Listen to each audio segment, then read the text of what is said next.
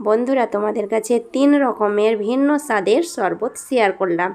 প্রচণ্ড গরমেই বলো বা ইফতারির টেবিলেই বলো, একেবারে অন্য স্বাদের 3 ধরনের শরবত খেয়ে তোমরা প্রাণ জুড়াতে পারো।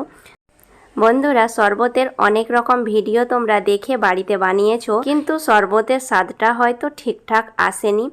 আমার এই ভিডিওটা দেখার পরে শরবতের রেসিপিটা তোমরা একেবারে অসাধারণভাবে বানিয়ে নিতে পারবে, আর স্বাদটা হবে একেবারে অন্যরকম।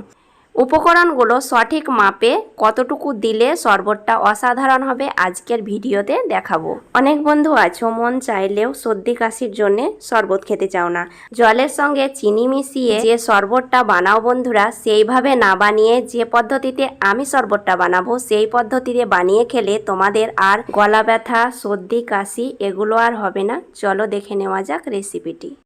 প্রথমে আমার যেটা লাগবে সেটা হচ্ছে লেবু, আর এই একসঙ্গে আমি লেবুর রসটাকে বার করে নেব। তাই আমি পরপর লেবুগুলোকে ধুয়ে পরিষ্কার করে নেওয়ার পরে কেটে নিচ্ছি। বন্ধুরা, শরবত অনেক রকমের বানিয়ে খেয়েছো, কিন্তু এই 3 ধরনের শরবতটা বানিয়ে একবার হলেও খাবে, তাহলে দেখবে বন্ধুরা একবার খেলে বারবার তোমরা বানিয়ে খাবে। কোন উপকরণটা কতটুকু দিলে খেতে দারুণ লাগে আজকের ভিডিওতে দেখিয়েছি। শরবত খেতে আমরা সবাই পছন্দ করি, কিন্তু বন্ধুরা একই রকম শরবত খেতে মন চায় না। তাই একটু আলাদা ফ্লেভারের আলাদা রকমের শরবত খেলে দারুণ লাগে। তাই বন্ধুরা চিন্তা না করে তোমরা ভিন্ন ধরনের শরবত বানিয়ে খেতে পারো। আমার এই ভিডিওটা পুরোটা দেখবে, তাহলে এই প্রাণ জোড়ানো শরবতটা খুব সহজে বানিয়ে নিতে পারবে আর মন ভরে খেতেও পারবে। বন্ধুরা, আমি এখানে ছোট বাটির মধ্যে 1 বাটি লেবুর রস বার করে নিয়েছি, আর যতটুকু লেবুর রস নিয়েছি তার ডবল নিয়েছি চিনি। এরপরে একটা চুলোর মধ্যে প্যান বসিয়েছি, আর প্যানের মধ্যে দিয়ে দিলাম চিনি, আর যতটুকু চিনি নিয়েছি সেই পরিমাণে আমি জল দিয়ে দিচ্ছি। তোমরা যে বাটিতে চিনি মেপে নেবে সেই বাটিতে 1 বাটি জল দেবে। 1 বাটি চিনিতে 1 বাটি জল। চুলোটাকে অন করে আমি নাড়াচাড়া করে নেব, আর চিনিটা গলে আসা পর্যন্ত অপেক্ষা করব। চিনি ভালোভাবে গলে যাওয়া পর্যন্ত নাড়াচাড়া করতে হবে, যেন চারিপাশে লেগে না যায়। দেখো চিনিটা সম্পূর্ণভাবে গলে গেছে। চিনি সম্পূর্ণভাবে গলে গেছে। এবার আমি চুলোটাকে অফ করে দিয়েছি। এরপরে মেন উপকরণটা মেশাবো, সেটা হচ্ছে লেবুর রস। বন্ধুরা, সুগার সিরাপের মধ্যে যখন লেবু দেবে তখন অবশ্যই চুলোটাকে অফ করার পরে সুগার সিরাপের মধ্যে লেবুর রস মেশাবে। তারপর ভালোভাবে সুগার সিরাপের সঙ্গে লেবুর রসটাকে মিশিয়ে নেবে। এরপর চুলো থেকে নামিয়ে নেওয়ার পরে আমি একটা কাপের মধ্যে ছেঁকে নিচ্ছি। আর অবশ্যই বন্ধুরা ছাঁকনি দিয়ে ছেঁকে নেবে সুগার সিরাপটাকে। ছাঁকানো হয়ে গেছে, আমার সুগার সিরাপ রেডি হয়ে গেল। এবার বানিয়ে নেব শরবতগুলো। আর শরবতগুলো বানানো খুবই সহজ, সুগার সিরাপ এভাবে বানিয়ে নিলে। দেখো আমি এখানে একটা শসাকে কেটে নিয়েছি, আর নিয়েছি কটা শুকনো লঙ্কা। এরপরে মিক্সিং জারের মধ্যে শসাকে আমি ব্লেন্ড করে নেব, আর দিয়ে দিচ্ছি শসার মধ্যে আধা কাপ পরিমাণে জল দিয়ে চলে যাচ্ছি ভালোভাবে ব্লেন্ড করে নিতে। একটা আমি কাঁচের গ্লাস নিয়েছি, আর গ্লাসের মধ্যে দিয়ে দিচ্ছি 1 চামচ পরিমাণে সুগার সিরাপ, আর ছোটো চামচের 1 চামচ পরিমাণে সাদা লবণ, 1 চামচ পরিমাণে চিলি ফ্লেক্স। আমি শুকনো লঙ্কাকে কুচি করে কেটে নিয়েছি, তোমরা চিলি ফ্লেক্সও অ্যাড করতে পারো।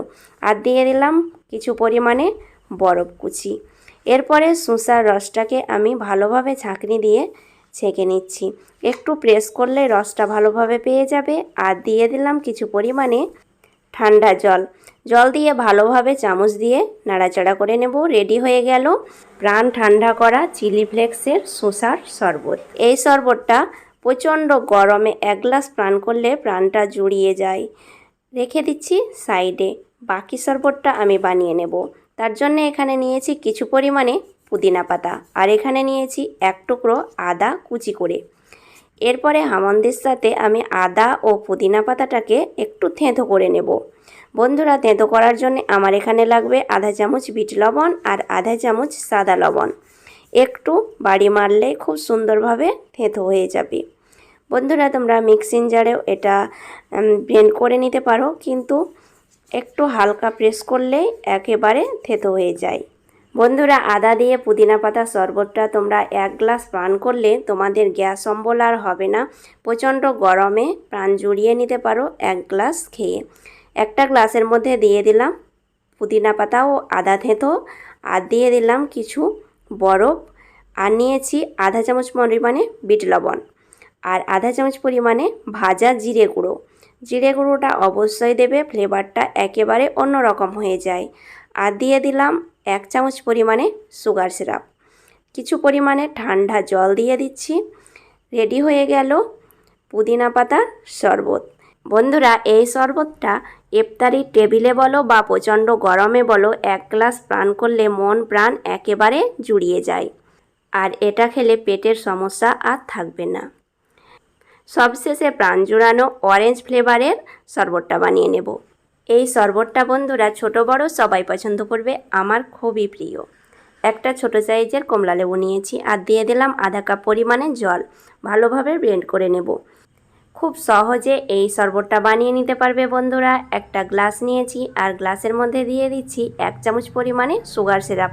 বন্ধুরা, তোমাদেরকে বলে রাখি, সুগার সিরাপ আমি ছোট গ্লাসে শরবতটা বানাচ্ছি, তাই 1 চামচ পরিমাণে দিচ্ছি। তোমরা একটু বড় গ্লাসে বানালে 2 চামচ পরিমাণে সুগার সিরাপ অ্যাড করবে। পরিমাণটা তোমরা বুঝে অ্যাড করলে শরবতের স্বাদটা একেবারে অসাধারণ হবে। কিছু পরিমাণে বরফ কুচি দেওয়ার পরে আমি অরেঞ্জ জুসটাকে একটু ছেঁকে নিলাম।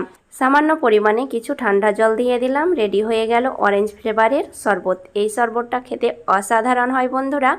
এই 3 ধরনের শরবত রমজানে ট্রাই করতে পারো। আজ এই পর্যন্তই, ধন্যবাদ।